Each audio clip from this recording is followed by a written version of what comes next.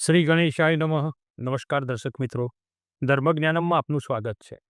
આજે આપણો વિષય છે, જ્યારે લગ્ન થાય ને ત્યારે વરરાજાનું નાક સાસુ ખેંચે છે. આ બધાને ખબર છે કે સાસુમાં વરરાજાનું નાક ખેંચતા હોય છે, પણ આપણા સનાતન ધર્મમાં આવું કેમ કરવામાં આવે છે? વર્ષોથી પ્રણાલિકા ચાલે છે કે ભાઈ વરરાજાનું નાક ખેંચે ભાઈ, પણ કેમ ખેંચવામાં આવે છે? આનો ઉદ્દેશ શું છે? કેમ કે આપણા સનાતન ધર્મમાં કોઈ બી વસ્તુ થાય છે ને એના પાછળ કંઈક મોટું રહસ્ય હોય છે. આ જે બધા જે રિવાજો આપણા સનાતન ધર્મમાં જે થયા એના પાછળ કંઈક ને કંઈક ઉદ્દેશ છે. તો આપણે સૌથી પહેલાં તો તમારું બધાનું એક હતું કે ભાઈ આ બધું આપણે જાણીએ છીએ, પણ આ લગ્ન વિષય પણ તમે એક વિડીયો તમે કરજો, એટલે તમારા આ માગણીને ધ્યાન રાખીને આપણે લગ્નમાં નાક કેમ ખેંચવામાં આવે છે એના વિશેની માહિતી જાણીશું. જ્યારે પરણવા માટે આવે છે ને વરરાજા, ત્યારે તોરણ આગળ ઊભા રહે છે. તો સૌથી પહેલાં તો આપણે શું કરે છે? તો મીઠાથી 5 કાંકરી લઈને અને નજર ઉતારે છે. આવનારને અમારા જે છે સદસ્ય બનશે, અમારા દીકરીના આ રીતે એના ઘરવાળા તરીકે એમને સ્વીકારવા માટે સૌથી પહેલાં એમની પોતાનું સમજી અને નજર ઉતારે છે મીઠાની કાંકરી લઈ. પછી બીજું એવું કહે છે, ઝાડના ડંકા લે છે. ઝાડના નાના-નાના એક-એક વેચ જેટલા ડંકા લે છે અને એમના ઉપરથી એ કરી 4 દિશામાં એ પધરાવે છે. એનો અર્થ એવો છે કે હવે બધી નોકરી, ધંધા, વ્યવસાયો, પણ પહેલાં આપણા વ્યવસાય મુખ્ય ખેતી જ હતા. તો એવું કહેવામાં આવે છે કે તમારી ચારેય બાજુ ખેતી અને ચારેય બાજુ તમારો વિકાસ, તમારી ચારેય બાજુ ઉન્નતિ થાવ, ખેતીવાડી તમારી ચારેય બાજુ ખેતીવાડી રહ્યા કરો, આવો ઉદ્દેશ છે.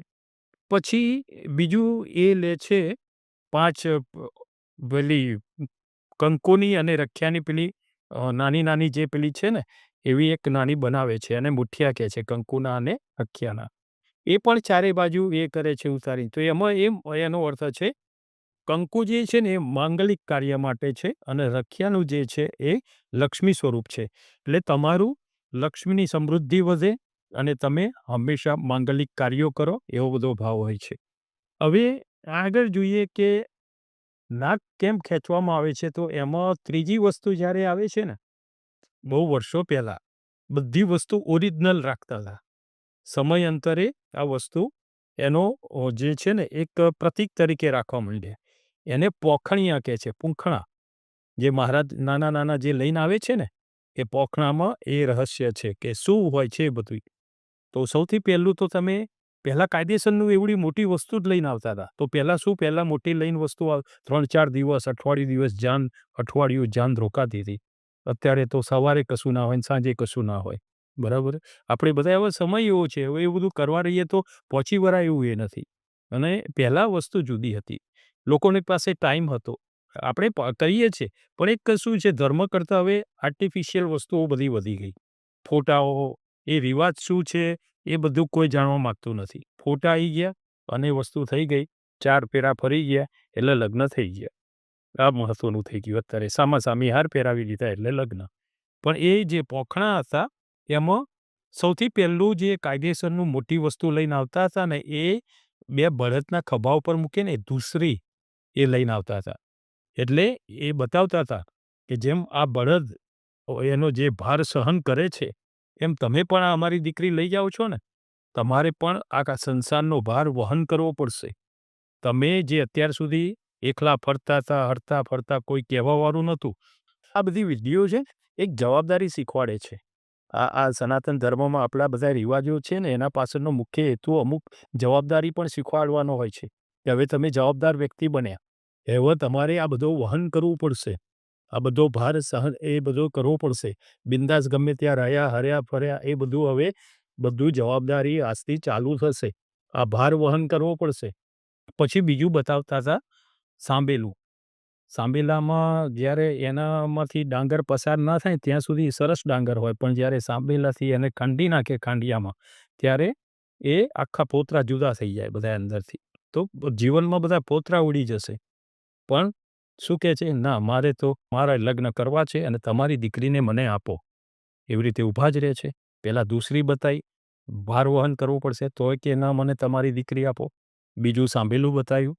ખંડાઈ જશો ના કે તમારી દીકરી આપો. પછી ત્રીજું એ લઈને આવતા હતા વલોણું. વલોણું લઈને આવતા હતા. વલોણાનો ઉદ્દેશ એવો હતો કે જ્યારે દહીં વલોણામાંથી પાસ ના થાય ત્યારે કેવું સરસ હોય. સરસ જાંબેલું મસ્ત. પણ જ્યારે વલોણામાંથી પાસ થઈ જાય, વલોણાથી વલોઈ જાય, ત્યારે એ દહીંના ફોદે ફોદા નીકળી જાય. એમ જીવન આખું જે છે ને એ બધું તમારે બહુ કસવાળું થઈ જશે. જીવનમાં બહુ પરેશાનીઓ, સારા ખોટા બધા બનાવો, જવાબદારીઓ બધી તમારે સહન કરવી પડશે. હવે જેમ સ્થિર હતા એમ નહીં ચાલે. બધી બાજુ તમારે જવાબદારીઓ સ્વીકારવી પડશે. આવું કહેતા. પછી લઈને આવતા હતા તીર. તીર આવે. તીર લઈને આવતા હતા. એનો અર્થ એવો હતો કે હવે તમને એવા રામબાણ તીર વાગશે. ક્યાં ગયા તા? આ કોણ હતું? કેમ વહેલા આવ્યા ઘરે? અત્યાર સુધી ક્યાં હતા? કેમ મોડું થયું? ક્યાં રોકાયા હતા? આ બધા પ્રશ્નોના જવાબમાં એવા પ્રશ્નો આવશે કે તમે જવાબ આપવામાં પણ એ થઈ જશો. અને એવા સોંસરા તીર આવશે કે તમને ખ્યાલે નહીં હોય કે હા આવું તો મેં વિચાર્યું ને આવો પ્રશ્ન એ તીર બતાવે છે. તો પણ કહે છે કે ભલે એ તીર એવા આવતા હું બધા તીર સહન કરે પણ તમારી દીકરીને આપો. પછી છેલ્લે લઈને આવે પેલી ત્રાક. ત્રાક એટલે હવે તો બધું નથી રહ્યું પણ પહેલાં રેટીઓ કાતવાની ત્રાક આવતી હતી. એનાથી રૂનો ફોદો હોય ને એમાંથી એ ત્રાકમાંથી પસાર થાય ને એટલે એક સૂતરનો તાર બની જતો હતો. તો અત્યાર સુધી તમે જે છો ને કે રૂના ફોદા જેવા છો પણ ત્રાકમાંથી પસાર થશો ને એટલે એક દોરો નીકળશે. સીધા દોર થઈ જશો કહેવાનો મતલબ. ત્યારે તો બી કહે છે કે તમારી દીકરીને આપો. ત્યારે પછી કહે છે કે આટલું બધું કીધું તોય તમે આ રીતે જવાબદારી લેવા તૈયાર થયા છો. તમારે નાક છે કે નહીં એમ કરી નાક ખેંચે છે. તો દરેક જે લગ્ન કર્યા ને એ બધાએ એમને આપણી સાદી ભાષામાં કહેવાય ને તો બધાએ નાક કટ્ટા આમ કરી નાક ખેંચ્યું.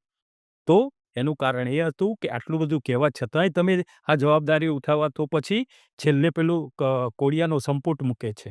અને આમાં એવું કહે છે કે ભાઈ આવી સમસ્યાઓ આવશે.